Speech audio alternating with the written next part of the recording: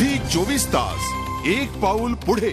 केंद्रीय मंत्री विलासराव देशमुख यांचं मूळ गाव असलेल्या बाभळगावमध्येही गावकऱ्यांकडून मंदिरात पूजार्चा आणि अभिषेक करण्यात येतोय।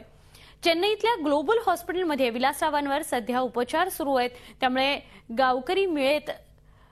गावकरी त्यांच्याकडून उपचाराविषयीची माहिती घेत आहेत। विलासरावांच्या गावातल्या वातावरणाचा आमचे प्रतिनिधी केशव खोंडसे पाटील यांनी घेतलेला हा आढावा।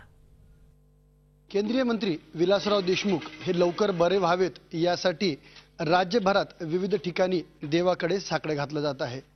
आता आपण आहोत विलासराव देशमुख यांच्या बाबुळगाव या गावात। याच ठिकाणी विलासराव हे राहत असतात आणि ते जेव्हा केव्हा लातूरला येतील तेव्हा ते याच ठिकाणी येऊन राहत असतात। ते कधीही लातूर शहरात राहिलेले नाहीत, आपल्या बाबुळगावमधील याच घरात येऊन ते सतत थांबत असतात।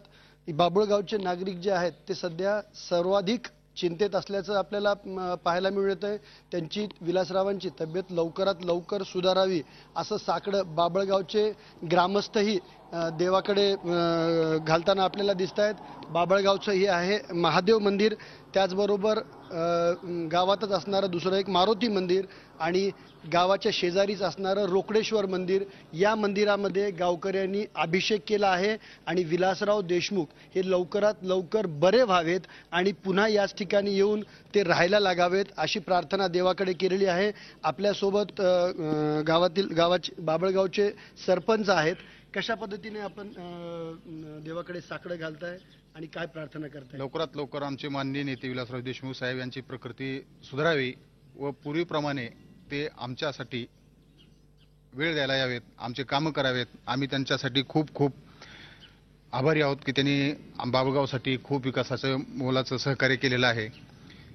त्याच्यामुळे आम्ही त्यांच्यासाठी साहेबांसाठी आम्ही देवाकडे साकडे घातले आहेत। तब्येतीची कशी माहिती मिळते, कशी माहिती घेण्याचा प्रयत्न करताय? तब्येतीची माहिती आम्ही कोणाकडनं तर मोबाईलवरती किंवा टीव्हीच्या माध्यमातून आम्ही माहिती घेण्याचा प्रयत्न करतो। कशी काळजीत कसे पडलेत, किती काळजी वाटते ग्रामस्थांना? ग्रामस्थांना काळजी म्हणजे काय, ग्रामस्थांचे आत्माच हरवल्यासारखं झालेलं आहे। गावात लोक आहेत पण सर्व निस्तेज आहेत, कुणाचं कामावरती लक्ष नाही, कुणी कुठे कामावरती जात नाहीत। प्रत्येकजण आपापलं टीव्ही पुढे किंवा त्यांची बातमी कुठून मिळते का ह्या विचारामध्ये सर्व मग्न आहेत। एकूणच गावचे सरपंच असोत किंवा एकूणच गावकरी असोत, सर्वच जण चिंतातूर झालेले आपल्याला पाहायला मिळत आहेत। ज्या ठिकाणाहून विलासरावांच्या तब्येतीची माहिती मिळेल त्या ठिकाणाहून माहिती घेण्याचा हे प्रयत्न करतायत आणि ते लवकरात लवकर बरे व्हावेत अशी प्रार्थना ते देवाकडे करताना आपल्याला पाहायला मिळत आहेत। झी 24 ताससाठी शशिकांत पाटीलसह केशव खोंडसे पाटील, लातूर। झी 24 तास एक पाऊल पुढे।